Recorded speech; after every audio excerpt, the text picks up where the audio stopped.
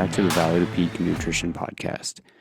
This week we tackled a topic that's grown a ton in popularity, but one we've never covered before, GLP-1s. GLP-1 is a classification of medications that, as you'll hear about, was originally created for diabetes, but has grown a ton in popularity for their use in helping people lose weight. So much so that a lot of folks are calling them the, quote, magic pill that we've been mating for and magic. I sit down with Dyllon Sanford, who's a PA specializing in this area of medicine, to talk through several things that range from the basics to complexities and answer questions like, what is it? What is GLP-1 as a whole? What's the acronym stand for? Do we produce it naturally? And if we do, why are we suggesting people get a shot for more of it? We cover things like weight loss, what are the hidden upsides, what are the hidden downsides, and ultimately, is this truly what everyone is saying that it is in being magic? We also cover a series of questions that you all wanted to know on the topic and sort through the answers behind those. So sit back, grab a pen, if it's a topic that you're interested in, and get ready to learn more about the, quote, magic pill. Welcome to the podcast, and Dyllon, it'd be great to have you just introduce yourself and who you are, what you do for a living, because it's relevant to this topic, and kind of what you enjoy doing personally, maybe even give listeners a little background on how we came to meet, how we know each other, and then we'll dive into the meat of this. Cool. Yeah. Thanks, man. Well, my name's Dyllon Sanford. So I'm a PA in Henderson, Texas, and I grew up in Southeast Texas, kind of close to the coast. And growing up, my interests were outdoors, hunting, fishing, things like that. I always had a hobby that I shared with my dad, which was outdoor kind of endurance sports. And then my family summer vacations in Colorado really kind of kicked off my obsession with the mountains. And so which kind of feeds the back end here of the career. But um, yeah, I went to Texas A&M University, graduated with a degree in exercise physiology and biomechanics. And then while I was there, I was a personal trainer and an orthopedic exercise specialist in a boutique fitness studio in College Station. And then that's where at Texas A&M is where I met and married my beautiful wife, Becca. We went off to Midland, which is out in West Texas, for PA school. And so that's where I got my degree out there from Texas Tech. So Texas Tech is a rural medicine kind of specialty medical facility or institution. And so we got plugged in with a job out in Junction, which is the middle of nowhere, about 2,000 people, and where I would be kind of the only provider on call in a 60-mile radius. And so it was like truly old school cowboy medicine, where you'd see everything from sore throats to gunshot wounds, and I'd probably life flight somebody every other shift. It was crazy. But what came out of that was I was able to get a wilderness medicine certification out there, where I can kind of provide life-saving measures and things like that in an austere environment, which has really been a fun kind of notch to the belt, so to speak. And so that's where I kind of got into the whole elk hunting thing. And so I believe I ran into your content, Kyle, in 2019, if I remember back right. It was like the Rich Outdoors. Cody Rich had you on or something, and you were talking about macronutrient demands based on activity at altitude. And so, man, I was going and writing and getting all that kind of stuff down. And so we use that and have used those calculations and formulas for years onto our kind of backcountry adventures. And so, which is kind of where I honestly want to pause and say thank you, because you have helped me and my wife and my friends perform at some extremely high levels over in the backcountry and some pretty rugged stuff. And so those memories we're going to cherish. So I definitely want to say thanks for that, man. That's been awesome. But yeah, so we moved to Henderson, which is in East Texas, and I work for a privately owned family medicine clinic where we all do all your normal traditional medicine like cholesterol, hypertension, diabetes, UTIs, dermatology, that basic stuff. But we do a lot of cutting edge things like bioidentical hormone replacement. We do weight loss, which is some of what we'll talk about. We do some advanced lipidology, which is kind of what you had mentioned previously on some of the lab stuff that you had recommended on one of those previous podcasts, and then some IV therapies and whatnot. So yeah, that's kind of the background on me. And It's great. And so, yeah, so to bleed into the topic today, we're covering GLP-1s, which is originated as, and we're going to dive way deeper into this, which originated as a class of medications to help treat diabetes and has since gained immense popularity in the world of weight loss. So I think one of the leading things that I want to say before we get too far into this is it's very easy to sort of turn off and tune out if you don't fall into one of those two classes. My encouragement is, and as I've created this outline for the conversation today, is that you don't do that because it's very, very likely that if you yourself are not interested in it, you're going to know someone close to you who is. And I think you're going to be able to leave this conversation with a really good understanding of what it is. So if they're asking you to weigh in what your thoughts are on them going on this medication, you're going to be able to help guide them. Even if you yourself are not going on it, you're probably going to know someone who is.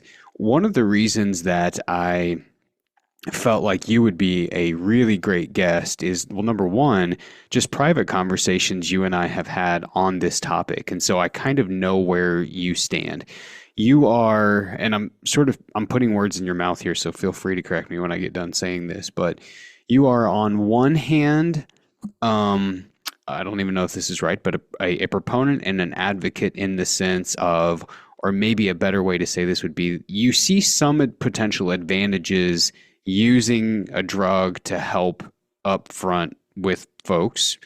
Yet you also, and I only know this through our private conversations, know that if folks who take this don't take the time to reframe their habits while getting the advantage of the drug, they're going to wind up in a potentially no different situation in the future. So that's a very short way of saying this is you're both a proponent, but you also understand that it's not a fix-all. And I thought that's a really great perspective because you have the professional background to understand some of the mechanism as to why it works, which is one thing I want to talk about. Yet also realize, look, this isn't a magic pill the way that it's being presented among a lot of folks. I thought you'd be a great guest. Before we go too far, did I mess any of that up? Is that true of you? Oh, that's exactly right. And what I tell my patients all the time is that losing weight, this weight loss journey is like climbing a mountain. And what I mean by that is um, if I give you weight loss medication, how do you know that the folks who are doing this correctly can live at the top of that mountain? It's because they took every single step to get there all the way up, right? Giving you weight loss medication is like me picking you up in a helicopter and bringing you up to the top and dropping you off there. So when you get there, you do not have the tools that it takes to live there. So my job the entire time I'm bringing you up that mountain is to educate you and lay these foundations, right? And so that's kind of how I explain it to my folks. All right, so let's jump into the meat of this. Number one, probably I would say the biggest question is what is a GLP-1? That number one, that's an acronym. What's the acronym stand for, right? And as a part of that, um, what is it? What is the drug classification overall? Yeah, so a GLP-1 is a glucagon-like peptide receptor agonist. And so what in the world does that mean? Basically, it acts like glucagon on a GLP-1 receptor. And so glucagon is a hormone that is created by the pancreas that increases blood sugar. And so in a way, if you think about it this way, these GLP-1s actually kind of trick your brain into your stomach because GLP-1 receptors are in your brain and your gut. So it's like they trick your brain into thinking your blood sugar is high, almost kind of into thinking that you're full. And so what happens is you get this increased satiety, which is that sense of fullness. You slow the gastric emptying, which is slows down your stomach, and it increases insulin secretion out of the pancreas and even insulin sensitivity. So that's really what that GLP-1 does and means. And then while I'm kind of right there in that pocket, there's when we get to a very specific type of medication, there's also this thing called a GIP. That is your newest. So you're going to get these combination of GLP-1, GIP combination medications, which you'll recognize them in just a second. But GIP, just in case someone hears that and goes, wait, I don't know what that is. The words get even longer. It's glucose dependent insulinotropic polypeptide, but basically what it means is it improves insulin sensitivity. So GLP-1 stands for glucagon-like peptide. All right, so that's like at the surface level. Right. Its predominant responsibility, though, is that it is going to help someone stimulate insulin, which is going to help keep blood sugars low. It's going to help prevent glucagon secretions, which is a hormone that's responsible for bringing blood sugars up if we've not eaten, right? So it's a natural hormone. I think we can summarize it by saying that, which bleeds into this question. Do we produce it naturally? The answer to that is yes. Why then do we need to give people a shot to get more of this? Great question. I feel like what the right response to that answer is you need a maybe 15-second description of what diabetes actually is, right? Because in essence, what you're getting at is the way I explain diabetes to my patients is if I yelled into your ear just all day long for years on end, eventually your ear's going to go deaf or you're going to wish it had. And so what happens is that is the same way that diabetes works within the body. Your pancreas has been yelling at the rest of your body for years to, hey, here, get insulin, use this hormone to drop this blood sugar. And then from there, the cells quit responding. They downregulate their insulin receptors on the cells, and so now we have all of this sugar sitting in the blood cells, in the blood stream, and from there we get all these inflammation and down cascade responses that create vascular damage. So naturally, if your blood sugar is high, your glucagon is going to be low. So we have an overexposure for a long period of time. Therefore, our natural production of these hormones become less loud. They're not as effective. So now all of a sudden we need an external source to help create the response that at one time was naturally produced for us. Is that a fair way to say it? A great way to say it. Okay. So we can say, just based off of this, and this was a question I was bleeding into, originally GLP-1s were created for folks who have blood sugar management issues, right? So either pre-diabetics, diabetics, etc. And the primary role of the GLP-1 in that situation was to help manage blood sugar. So you give the GLP-1, you give the medication, and it's either doing one or two things in the role of diabetes. It's either A, it's helping stimulate insulin secretion, so it's helping keep blood sugars low from that way, and diabetics have blood sugar issues, so that makes sense. And or it is helping to inhibit glucagon, which will make blood sugars go high whenever the body's either not had any food or it's not had enough carbohydrate. So through both of those mechanisms, it is helping to keep blood sugar low. So in a one sentence way, we could say GLP-1, whether by way of natural production of the body or from this external source, helps manage blood sugars. Yeah. Right? That's primarily, yeah. Mm-hmm. Okay. So that answers the question as far as if we're producing it naturally, why are we getting a shot? Here's a question that you may be able to answer. If someone is relying on GLP-1s from an external source, does their body begin producing less and less and less of it naturally? Whether that's very minimal for people who have blood sugar management issues like diabetics, or whether it is someone who has no issue and is relying on it for weight loss.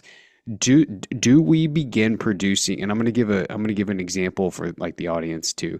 Do we begin producing less of it because we're getting an external source? Here's the example. Testosterone. Men produce a fair amount of testosterone. Sometimes issues pop up and that production becomes less. It's become very, very popular. Everybody gets on the T. What most people don't necessarily know is when you start taking an external source of testosterone, the body begins to produce less of it, naturally so. Is that the same type of situation that happens with GLP-1s?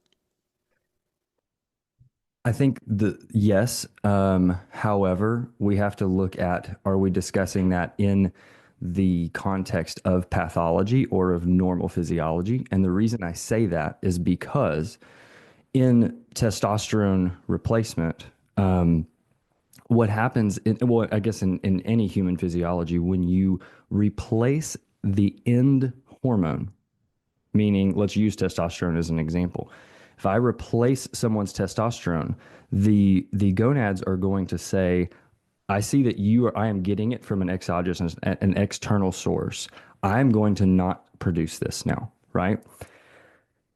In testosterone, when you give what we call an aromatizable testosterone, which is the natural bioidentical source, which is chemically looks the exact same, you are mimicking the same breakdown products, because in testosterone particularly, you have testosterone does some great things, but testosterone also breaks down into some other awesome hormones that do some really great things. The reason I'm mentioning that is because when you discontinue an aromatizable testosterone, you will watch a male's or female's testosterone numbers return to their pre-replacement levels. So that's why I ask, is it in the situation of pathology or is it in the situation of normal physiology? Because let me just say it that way, should return to their pre-replacement levels. Okay, and I think that that generally will answer the questions. So if you have a person without pathology who says, look, I want GLP-1s solely for what I am seeing happen throughout our culture with it for the advantages of weight loss. I don't have any pathology. My GLP-1's not low, but I want some of this extra just for the value that I'm seeing with weight loss. Will they begin producing less GLP-1 naturally, and will they return back to normal levels if they ever come off of the GLP-1? I don't know if this is just very, very honest. I don't know if there's studies that show that. I don't know that the discontinuation, because they've only been for diabetes up until really these last couple of years. I don't think there have been any studies really looking at a proper protocol for discontinuation. Now, I have my own, right? And frankly, even with my diabetic patients, I'm working on getting them off of GLP-1s, not because they don't need them from a disease state, but in one sense, they have been so um, normoglycemic for so long that I'm actually trying to back them off and still get them on the right lifestyle protocols that essentially reverse the diabetes. I mean, really, we've kind of cooled off of this hormonal inflammatory, tailspin that they've been in for years, and now we're trying to get them back to normal. Yeah, that's the best answer on the face of the planet you could have had for a couple of reasons. One, because it's honest, but two, much of science and much of nutrition is that's the answer. I don't know. We don't know. We don't have enough information or the the treatment, the mechanism of treatment, we don't know enough about. It's too new to know. And we live in a culture where everybody's throwing answers out there and almost none of them are right.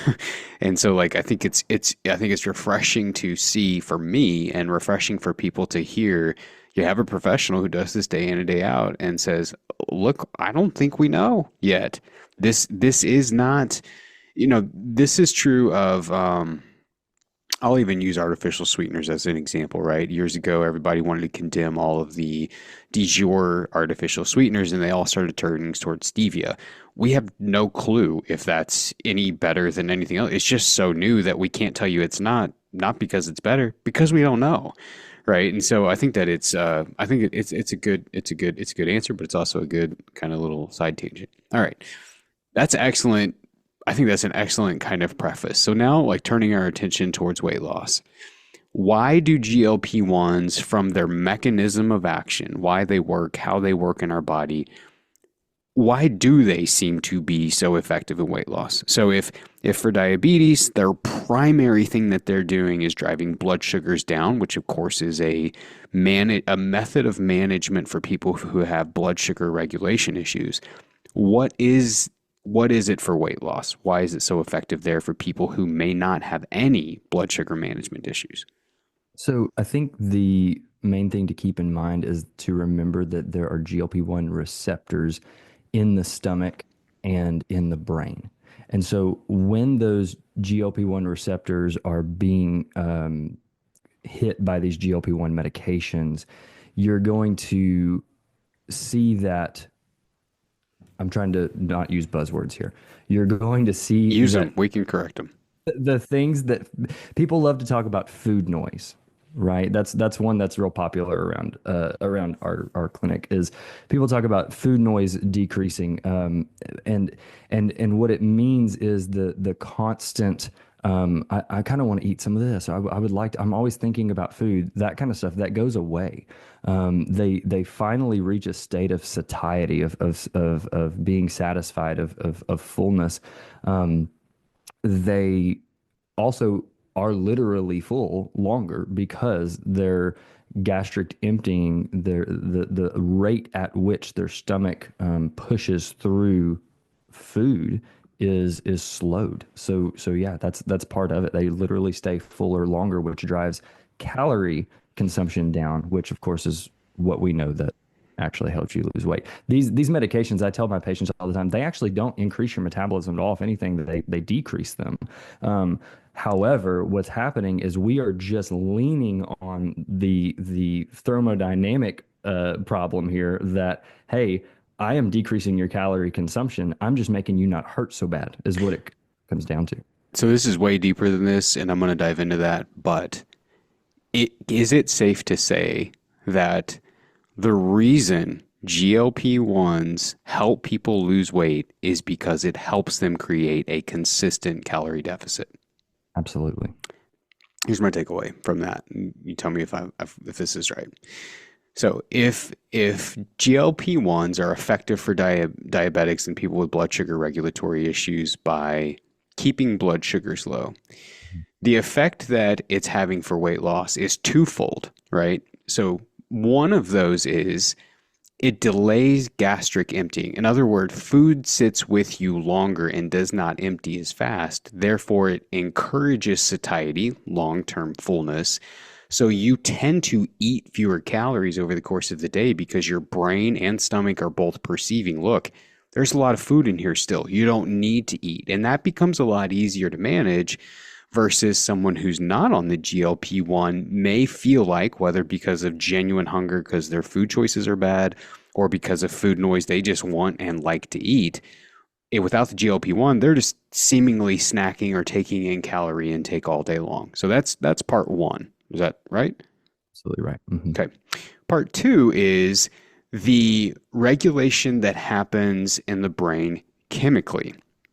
And in that instance, what it's doing is it's reducing appetite and it's encouraging satiety through the hormones that act on our hunger and our satiety, ghrelin and leptin. So it is regulating those to a better degree than without the GLP-1.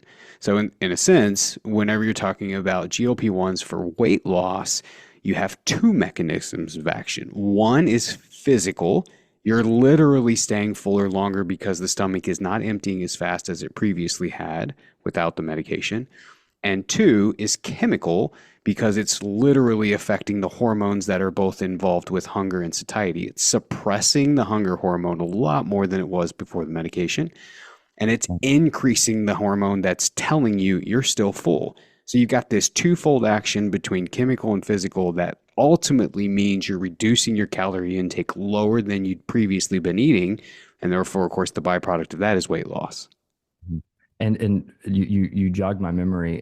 It does seem that we don't have evidence of this, but the at least the Mounjaro and Zepbound drug reps are wanting to talk about the down regulation of ghrelin long term because of these medications. So they seem to think that there's some about 12-month mark where they might be able to see a better regulation of some of these ghrelin hormones. And so just food for thought. We don't really know yet, but that's part of their kind of pitch to to these people who seem to have this just insatiable hunger constantly. So Okay. That's great. It's from a drug rep, so we don't care. yeah, Right. I mean, they have a you're not saying this, like I don't perceive that you're promoting that from them. But the reality of it is, and anybody who works in healthcare knows, drug reps come in, they're going to tell you how great it is. They're going to shower you with gifts. They're going to shower you with free lunches, and they're going to tell you to go tell people that. So I really don't care what they say. I, But I do care about this. What's your experience been? Because your experience has been in the clinic with these patients, giving them the drugs, seeing them titrate off the drugs, watching them long term, watching them long after they get off of the drugs. What has your experience been and your observation, both when they start, while they're doing it, and then when they come off of it and their long term success? Long term success, specifically with the topic that we're talking about, which is via hormone regulation because of appetite and satiety. yeah. I will tell you, I've got about three that patients that come to mind that have been on some version of a GLP-1 that have lost weight and have discontinued the medication and then have stayed exactly where they want to be and continue to regulate their body weights and have had a great kind of active lifestyle post GLP-1. The only reason I mention those three is because I think I've probably got about 10 that are rounding the corner right now and getting to that about to be discontinuing stage. And then I've probably got about 100 that are still on their way down. And so the reason I mention that is, again, sticking with the honest answer thing, is I've got a very small patient pool that have even gotten to that portion yet. And I was, in fact, actually just yesterday speaking with a patient who is right there. We're just about to start the end phase of some of my protocols. And I just said, listen, part of this is uncharted territory. We have a very small patient population that says that this can be done easily, that this can be done successfully, all that kind of stuff. So it is it's going to take a lot of involvement on my end to be walking with these folks and making sure that we are paying attention to their needs, the desires that come back, making sure we're watching their weight, giving them the correct education and everything. So That's a good answer. So I have two questions based off of that. What complications seem to come up where you just now you'd referenced of those folks? You've not seen people do this easily, which makes me think there's got to be some potential issues and or complications that arise that you're seeing consistently enough to find there's a correlation between this protocol, coming off the medications in general, whatever that makes some complications arise. That's part one of the question. Part two of the question is, of the three, what seems to be the attribute among those three that they all have that do allow them to be so successful following coming off of this medication, that allows for this long-term success that you're observing in them? yeah, I think the answer to the first part of your question, patient apprehension and lack of appropriate, let's say, life skills to maintain that body weight is the number one. And I'll throw in education there too, right? But those are the main things I have to believe, are what keep folks from from attaining or sustaining their goal weight. And that may even be the fact that, like I just said, life skills, yes, being able to exercise, yes, being able to be mindful and cognizant of knowing what's actually going in your body, sure.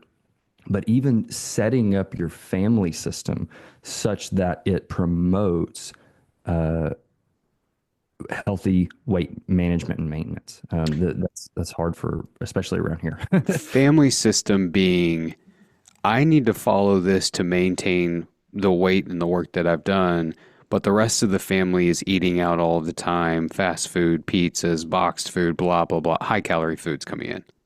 Cannot tell you how many moms make two different meals. Yeah, and that's not surprising to me. So, I mean, you were no, I don't mean this in a bad way. Also, I apologize if it comes off that way. You were sort of soft gloving the answer, but in a sense, if I'm picking up on some of your undertones, basically what you're saying is the complications that arise from this is people don't implement the habits that need to be implemented to maintain weight, whether you're on a GLP-1 or not, Right. for a That's variety of reasons. Habits. right. Yeah. Um, What's been your observation of the three successful people? What's been your observation? What's the thing, the one underlying common denominator that they all three seem to have that you feel like has led to that success? I think the term that comes to mind is self-leadership, because what it comes down to is everyone knows they need to eat right. Everyone knows they need to exercise. Everyone knows that coming off of these things and implementing a sustainable lifestyle is going to be difficult. But what's funny is the three that they've kind of surprised me, not because I didn't think they had it, it's because they already did it. It was like they show up 3 months later and they're like, yeah, I've been off forever and I've been doing great. And I'm like, well, I mean, good job. I didn't do anything to help you here, you know? And that's my point is they took the initiative to grab the intangibles. I didn't want to say that it's an it factor because that makes it sound so unattainable. It's not unattainable. It's just that those were the folks who took their own initiative and kind of beat me to the punch, so to speak. And that's one, to brag on them. You know, that's not easy to do, but also that's partly just I think what it takes to be able to maintain, and especially coming off of something like, I don't want to call it a handicap, but you're using these medicines as a as an aid, you know, and so going from something that where I'm doing air quotes here, need an aid to be in a calorie deficit, all the way to transitioning to I'm taking my own initiative to doing the things that sustain this, is kind of what I'm getting at. Yeah, I mean, I think that that's great. So, like the term that comes to mind as you describe that is it's just non-negotiable, right? Meaning there is a list of things that I need to do every day to make this possible, both now and long term. Now, it's not this long list. It's not even complicated. It could be as easy as I need to pack my lunch, I need to show up to the gym, and I need to walk for 5 minutes at every break, whatever, right? But what I have found is exactly what you're describing. There are love it or hate it, love it or hate it. It doesn't matter if it's training for performance. It doesn't matter if it's for weight loss. It doesn't matter if it's on a really hard hunt. It doesn't matter. Love it or hate it, there are a set of rules, and we can fight the set of rules tooth and nail, but you're not going to end up with the outcome that you want, whatever that is.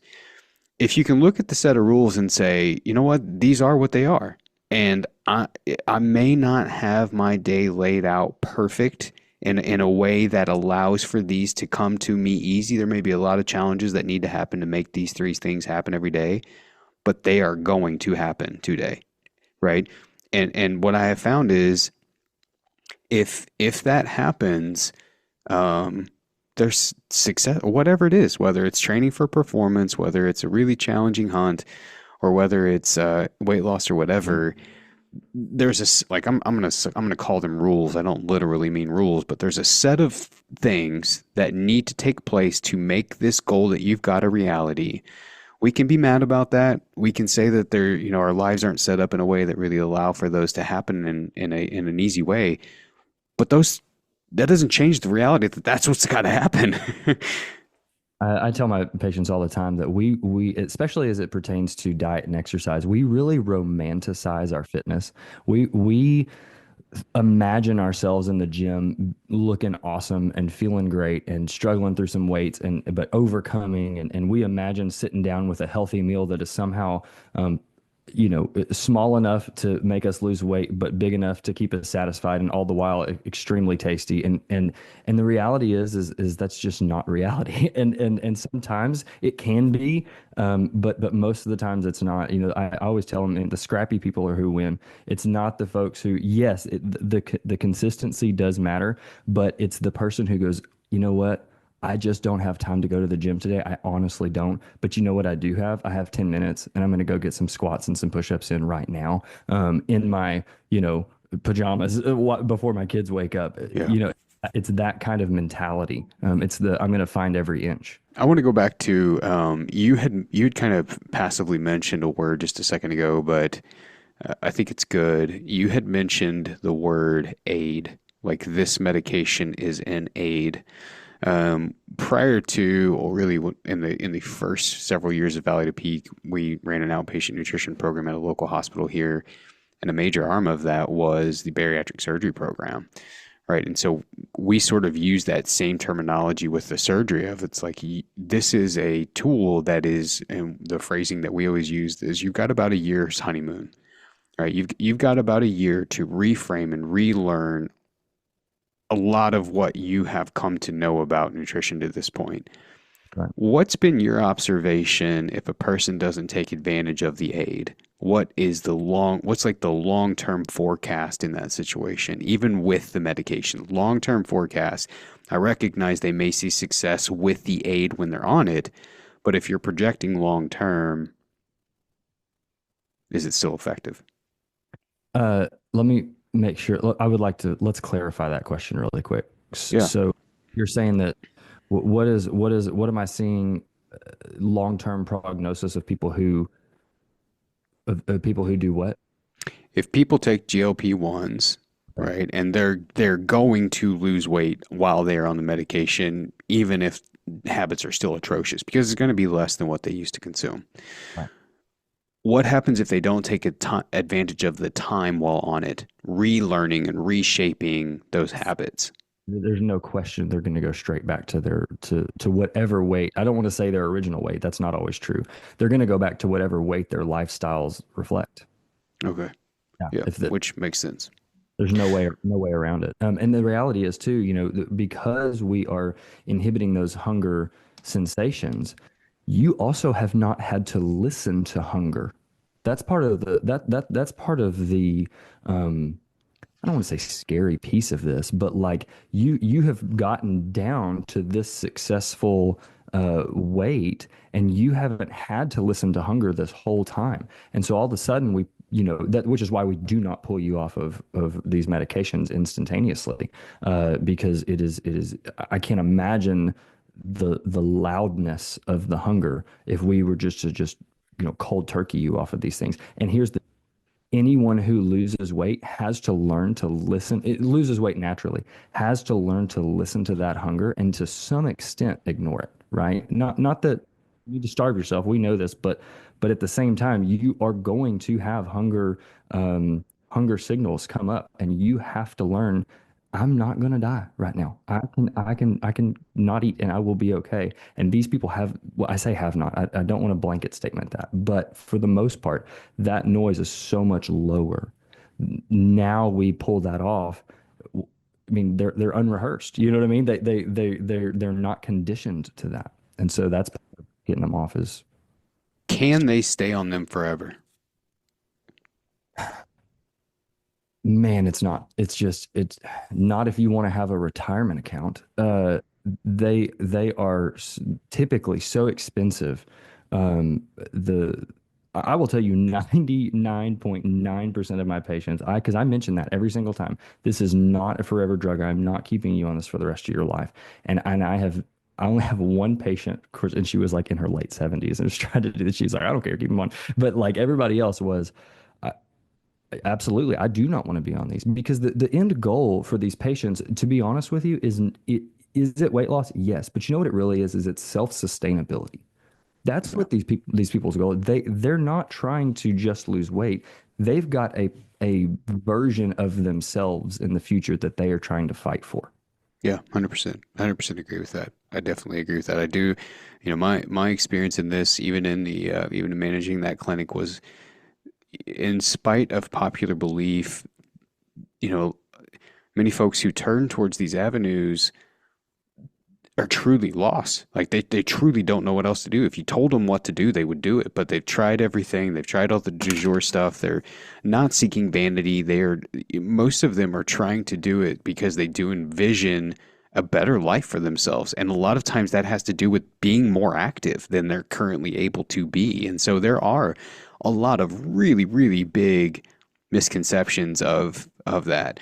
Is there any is there any health implications to taking it long term, short term or long term? Is there any downsides, like, from a health standpoint?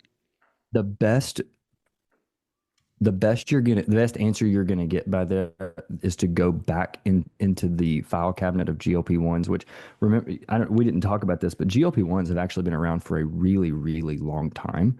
Um, I say that in the medical world, they've been around for quite a while. They're just not the buzzwords like Ozempic and Mounjaro and Wegovy and Zepbound.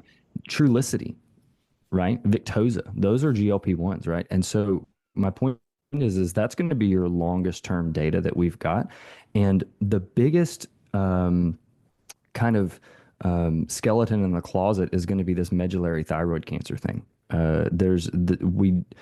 The answer is we don't know again, honestly. But if anything, we're trying to figure out are these medications doing something to stir up any version of endocrine disorders, like for instance, you can't take these medicines if you have a syndrome called MIN2, which is multiple endocrine neoplasia type 2. If you have a history of medullary thyroid cancer, this is not a medication for you. Different things like that. And so we don't know. There's maybe some speculations, but nothing that is obviously even close to solid, or else we would have never given them in the first place. Is there any potential harmful effects to things like kidney damage, liver damage, etc., short term use or long term? No, your shortest term uh, threat would be to the kidneys because of just dehydration. It has nothing to do with the medication itself. One of the biggest side effects is, these folks start to eat less and drink less, and so therefore they come in and they're super dry, which constipation is another one. One, because it slows the gut down, but they're not drinking. And so the longer that food stays into the gut and the colon, the more fluid resorption you're getting back into the bloodstream. And so, yeah, no, I don't see you maybe an acute kidney injury from short Yeah, term use, yeah, but but no, not yeah. I mean, I understand what you're saying. The one thing that I have seen come up sometimes with folks that use this is reflux, GERD, like a reflux type of an issue because the gut's not emptying as fast, so food just wants to back up and come up the other direction too. yep, nausea, vomiting, and GERD, right? So to fight fair, right? Because I don't want to just I don't want to just like condemn this and seem like it's got a an agenda attached to it. To fight fair, what's the uptick, right? I mean, beyond the obvious, just direct effects of you get weight loss, you reduce the appetite, or yeah, you reduce the appetite hormone, you increase the hunger hormone or I'm sorry, you increase the hormone that causes satiety and fullness, you get better blood sugar control. Those are obviously all upsides. What are the upsides of it that we've not talked about? Man, I'm honestly so glad you asked that question because that is part of what we're kind of seeing now, and there are actually new studies being launched about some of this. So one, I do. This is kind of a burning thought in my head. I want to make sure that I mention this really quickly. For folks, if they're considering being on a GLP-1, or even if they are diabetic, so whether meaning for weight loss or for diabetes, I want to make sure that we understand GLP-1s don't actually drive sugar down like insulin would. You'll notice that really GLP-1s don't have a hypoglycemia side effect. So a low blood sugar side effect, except for maybe at some really, really high doses. But my point with that is especially in the person who's trying to be active, who's trying to lose weight, and who has normal blood sugar to begin with. What I tell my patients is that it's not that it actively pulls your sugar down, but that it gives it a ceiling, so to speak. And then the higher the dose gets, the lower the ceiling gets in one sense, right? So you still operate normally based on your meals and things like that.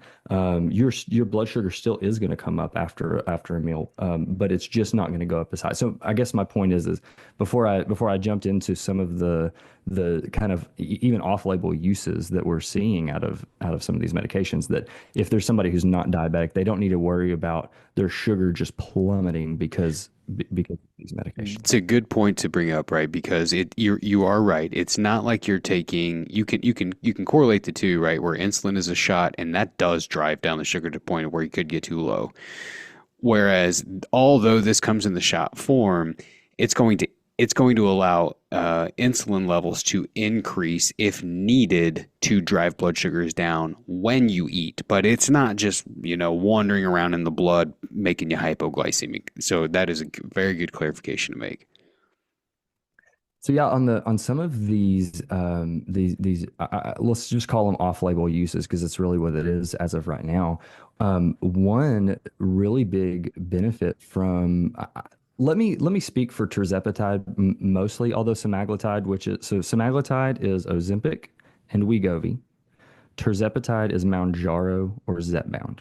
Those are the same medication. Like the only difference in those brand names are their FDA approved indications, right? So Ozempic is for diabetes, but it's still semaglutide, and Wegovy is semaglutide, but it's indicated for weight loss.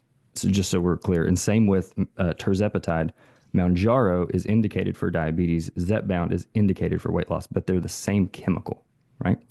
So anyways, I speak for tirzepatide mainly because I tend to use it more because it has a higher efficacy and a decreased side effect profile. And also it sensitizes to insulin at a higher rate.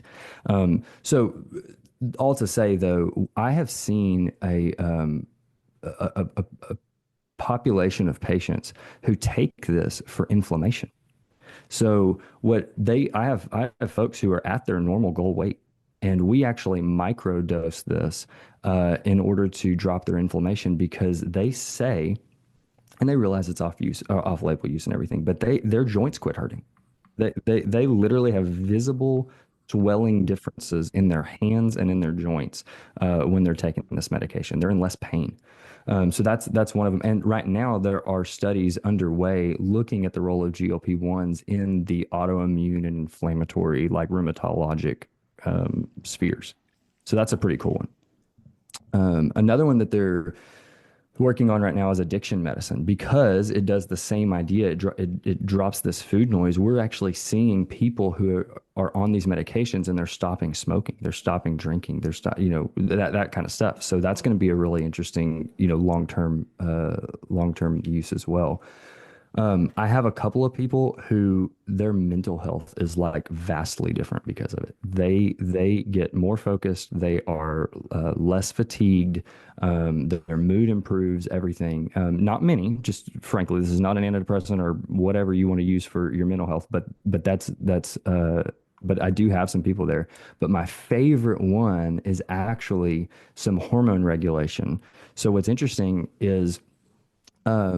The medication helps reverse hormone dysregulation in both males and females, but females is my favorite one because what happens is maybe this is obvious, I don't know, but to me, what's cool is it helps reverse kind of this macro metabolic syndrome that is going on in some of these overweight patients, and what it's doing is it can actually reverse PCOS. Because PCOS, the root cause behind it, now you have to have the genetic profile to actually have PCOS to begin with, but the root cause behind PCOS is actually insulin resistance. And so what happens is we see that we flip instead of, because everybody wants to talk about the testosterone and the hirsutism and all the other the anovulation and the things that go on with a PCOS female, polycystic ovarian syndrome. But what happens is we flip the insulin resistance and then the rest of that hormone cascade undoes itself. But And go ahead. sorry, go ahead and finish it. Case in point, the evidence of that is I don't know if you've heard of these, but there are like Ozempic babies. Because what happened is these ladies who were in this again metabolic tailspin, right? And they had the genetic profile that gave them this kind of PCOS outcome, which caused them to not be able to have children. And we have friends who did this. They were trying for 12 years. She got on Ozempic for 2 months and then they got pregnant. And this is happening all over the place. So it's pretty cool. It's really interesting. It's not obviously not a giant reason of why that they're given, but that is an off-label use for sure. We're seeing OBGYNs start to do that as well.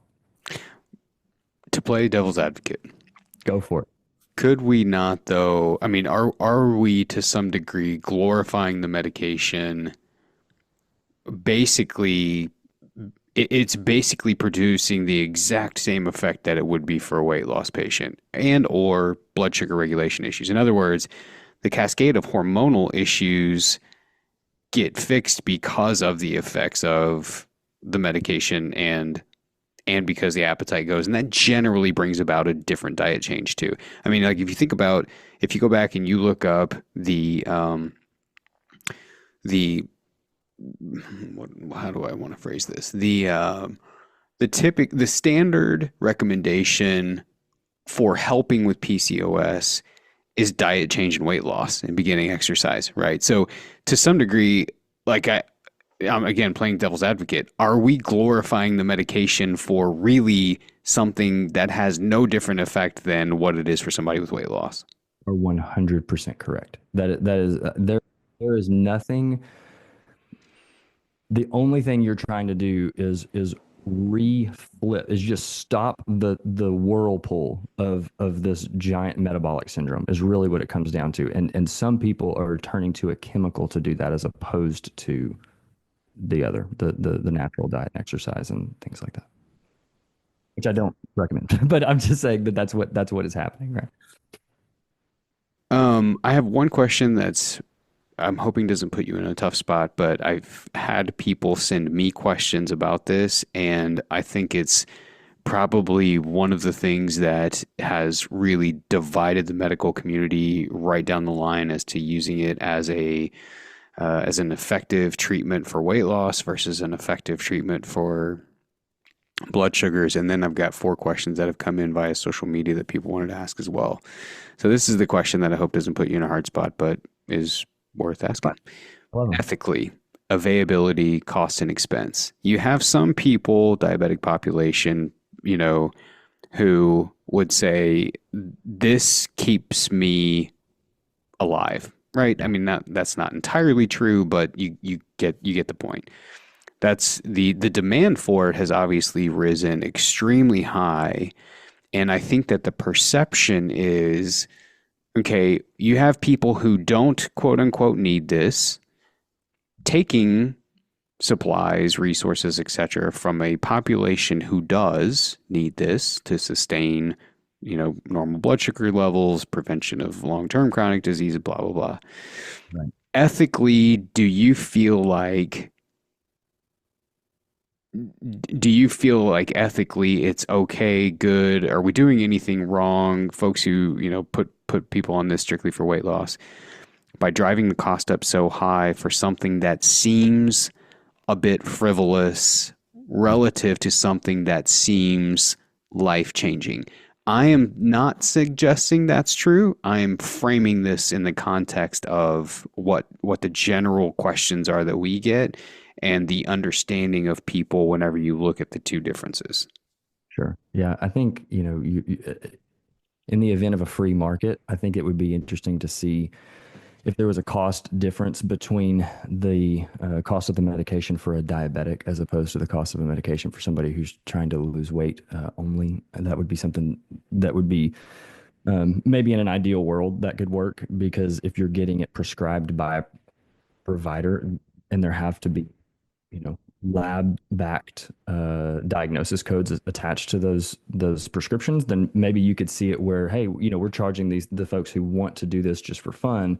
We're seeing them, need to pay a higher cost. But the reality is, the manufacturers right now, in the big pharma world, because these medications are on such back orders, there are other manufacturers making and compounding semaglutide and tirzepatide that never touch the main um, drug companies and manufacturers' supplies.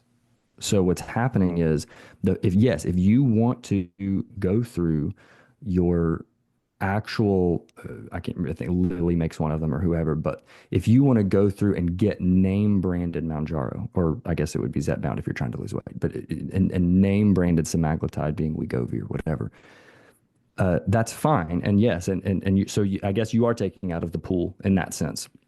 But there are compounding manufacturers and pharmacies who are synthesizing these peptides, and they are made. I guess you could take them for diabetes or weight loss, but they are not taking from the folks who are getting them for diabetes. Generally, because insurance is who is paying for the branded GLP-1. So, in a nutshell, you're essentially saying you don't see anything ethically different because the pool is big enough for everybody to get some. Is There's yes, enough and for everybody for it to go around. let me just say that's my perception, especially with those third-party manufacturers. Hmm. Yeah. And I think, as I was struggling to even ask the question, I can imagine there's a group of people saying, look, these really aren't life saving to you diabetics. You're on insulin. That's life saving, right? Sure. Whereas this is, you could probably also reduce your use of medication with change in diet also. And what's to say that this isn't a life changing thing for me too? It's funny because Lindsay, when I worked at the clinic, she would be really inquisitive about just different uh, different nutrition treatments for different chronic diseases, right? And the weight loss element of it always ended up coming up. And she would say, do you ever feel like all of those people really needed something as dramatic as surgery to, you know, to change? Right. And I would tell her I remember there being specifically five where I felt like this is probably the only hope you've got against hedging death. In other words, this is very, I don't know that I should say this, but I will. They were so far down that path, so far gone, that I don't know there was a way out, to be honest with you, without something fairly dramatic that really, it was almost like an intervention, to be honest with you. Right. Now, we saw a lot of people, which means what about the other X, number of people? Did they not need it? I'm not gonna speak to that element of it, but it is to say, if you're making the argument of it being quote life changing, there's occasions where, but I do think that that's an interesting conversation, and I will compare this to the conversation of continuous glucose monitors, right? In this sense, continuous glucose monitors can be life-changing devices for people. And what ended up happening was the fitness industry caught on and they're like, well, we need to monitor our glucose, keep our blood sugars low. So you have perfectly healthy, extremely fit, no lipid, pathology, no glucose pathology, nothing wrong with them, but they just wanted to kind of have another metric to track. They were Mhm. taking supplies from people who do depend on these to save their life out of curiosity and Strava, right? Right. And that's a different story. That's a problem ethically. Like that's a different thing, right? If you're driving supplies up to where older folks in rural communities on fixed incomes can't get their medical need, their medical supplies to keep them alive because you want to, text your buddy about how low your blood glucose is all day. There seems to be a discrepancy there for me, but that's a different podcast. But also enter third party CGM manufacturers now, right? Because those are now popping up, right? People are that you're now getting another group who are not Dexcom and Freestyle that are then making and selling their own CGMs marketing to just the fitness industry, right? And so I feel like that's almost the equivalent of these other, as we're talking about those GLP-1s. Which is good, right? I mean, if you have a monopoly or you have two main players that are already prices are high because who's going to compete with us, and then that out of that comes different manufacturers developing more, and that develops, like you said earlier, a better free market. I mean, the only people that are going to be mad about that are the two companies that aren't on top anymore. Right, right, right. Oh man, the Valley All to right, Peak podcast, right? let's Uh, uh let's go through these social media questions, and we've kind of already touched on some of this. So if we've already touched on it, we can simply say that there's no reason to beat a dead horse. All right, number one, is there any extra concern for muscle loss while on a GLP-1? Is that concern warranted? How can you make sure to mitigate that loss? And I mean, I think we can both answer these, but I'd love to hear your thoughts first. that's one of my favorite questions because muscle loss on a GLP-1 is a myth. Muscle loss at a higher rate than your body wants to. Let me say it right. Let me say it right. Muscle loss occurs when the weight loss is so fast that the calorie deficit is so high that your body decides I need to kill this muscle mass in order to drop my BMR, basal metabolic rate, my metabolism, in order to sustain life. Right. So what's happened in the GLP-1 world is we have created these stark differences in your intake and your output, and your body at that, and kind of genetically predetermined, which tends to be a little north of 2 pounds a week, right? So 1,000 calorie plus a day deficit tends to be that we see muscle loss a little north of that pace. And so the GLP-1 itself has nothing to do with the muscle mass decrease so much that it does. It's just your body's natural way of kind of mitigating this semi-starvation mode you've put it in. I agree, 100%. So yes, the concern is warranted, but how can you make sure to mitigate that loss? And would my guess would be from a medication standpoint, you dose that to create, you microdose it is the term that you used earlier, right? To where there's some effect that you're getting, but maybe it's not so aggressive to where you're in such a significant deficit that you are dropping muscle mass. But then I suppose you could also argue that the effects of the drug in terms of overall weight loss would be also not quite as dramatic as the folks who are losing greater than 2 pounds per week. Right. Yeah, the reality is outside of cost for these medications, there's not a lot that motivates me to make you lose more than 2 pounds a week. And costs being so they can get off of it doesn't keep having to come out of their pocket. Exactly. Yeah, that is all that I mean. I would so much rather folks give me a 1 to 2 pound a week pace. And then we don't, I am fighting for every ounce of muscle that I can get at the end of this process because that is a main contributor to their metabolism, which I need to be as high as possible when we get off of this. Yeah. And so to answer the second part of the question, mitigate it overall, whether it's GLP-1 or otherwise, by creating as small of a deficit as you can effectively still move the weight at, regularly resistance training, generally heavyweight type of stuff, making sure that you're eating plenty of protein. Right. I mean, if you're doing those things, you are in the best position. You keep saying this word and you're 100% right. You're in the best genetic position that you can to maintain that. And that is a key element of this is, whether you're trying to build muscle or whether you're trying to perform in endurance, whether you're whatever, you're trying to reach your genetic potential. You're not trying to be Courtney DeWalter. You're not trying, like, you can't compare those times and think, God, I'm not like her. Well, she's genetically just different. So like, you're trying to do these things to reach the highest potential that you have. Number two, is there a way to maintain productive levels of energy while taking them?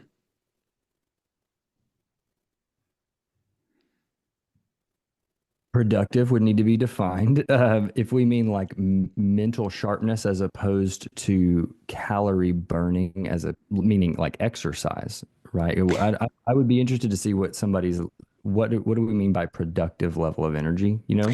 I would assume overall levels of activity, the ability to feel like you've got enough fuel in you to still be functional, particularly if your job is active. Yeah.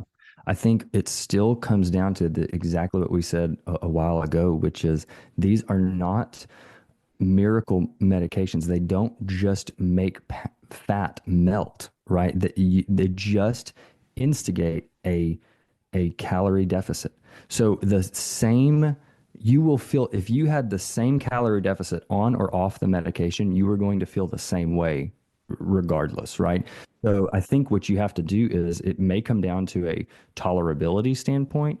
You need to use the dose if you're going to use it. You need to use the dose that still gives you weight loss, but at the ability to still function, in your daily life. So the more direct answer to that would be no. There's really not because because there's no fuel there, Right. right? And there's a program that most people are familiar with, where they have you take lean and greens and you drink supplements, and it's Optavia.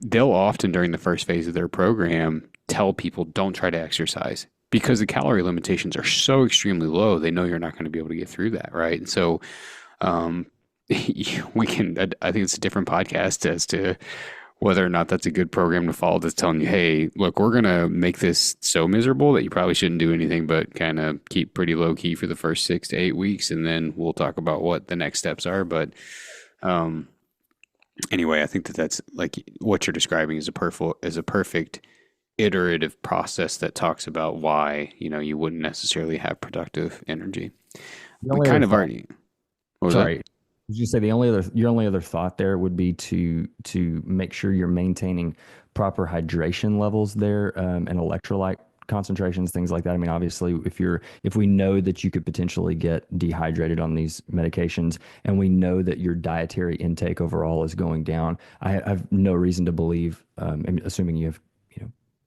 decently working kidneys. I mean, your sodium's going to come down in some way, which is going to affect some neurological function if it's significant enough. Obviously, your kidneys, if you're healthy, are going to be phenomenal at retaining sodium. So it shouldn't be an issue, but I actually did see that yesterday. No kidding. I had a guy who came in diabetic, but was struggling with energy, mental sharpness, balance, memory recall, everything. And he was on a GLP-1, and he was pulled his sodium, and it was a 125, which for folks who don't know, it's very low. And so we're getting him on some sodium replacement and decreasing his GLP-1, and I expect to see that sharpness come back. We'll recheck him. So. When you're dosing this medication and you're meeting with people, are you recommending a specific style of eating, or are you recommending a macro ratio, or are you recommending avoidance of something or prioritization on something? What type of advice are you giving there for them?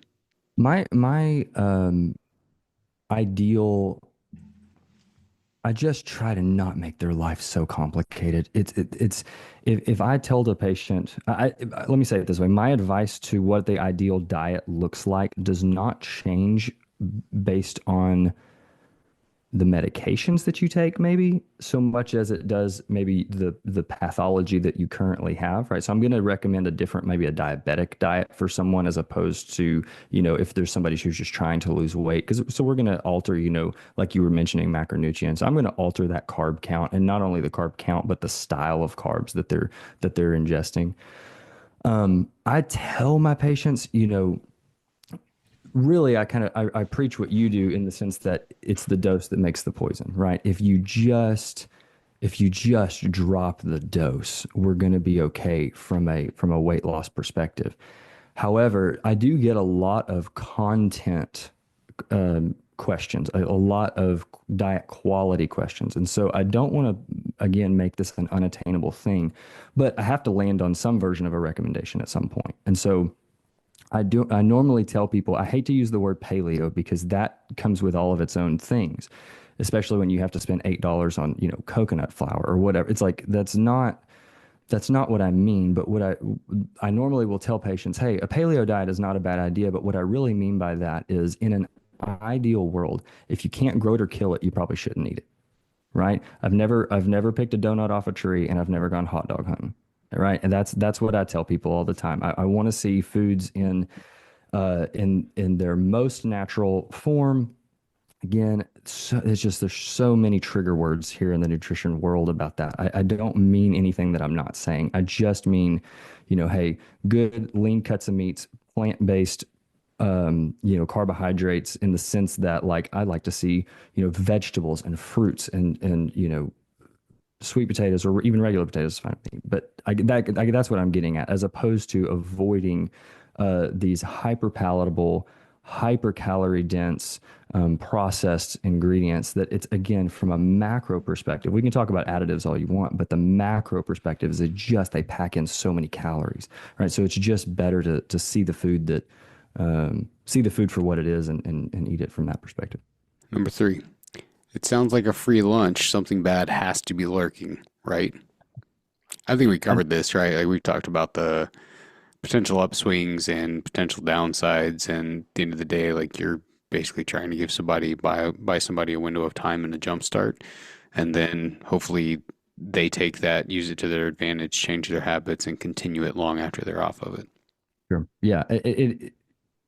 Free lunch is, it's not inaccurate. But the reality is yeah, there is something coming and it's the getting off of, right? And so but we mentioned it earlier with the bariatric, unit, that the decision to get these folks on this kind of a medication is really what it comes down to in my decision making process is risk mitigation.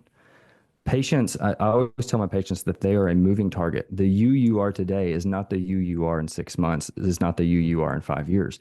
You are an aging organism.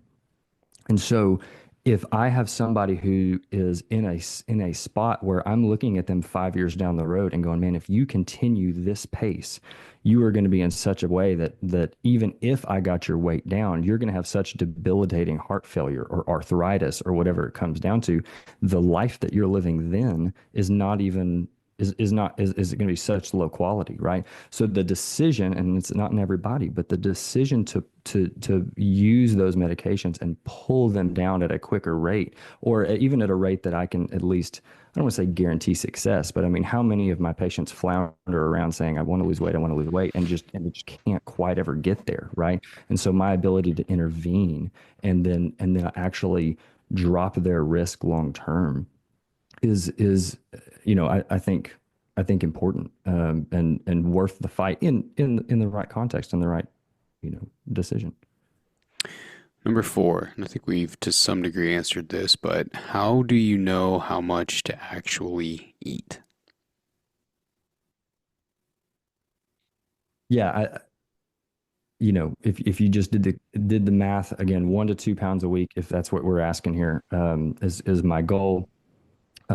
I do tell patients when they're on it before I just turn them out loose here. I do tell them, why don't you make your plate as normal and then go ahead and cut everything in half, eat slowly, and listen to your body when you've eaten half of that meal and just see how you feel.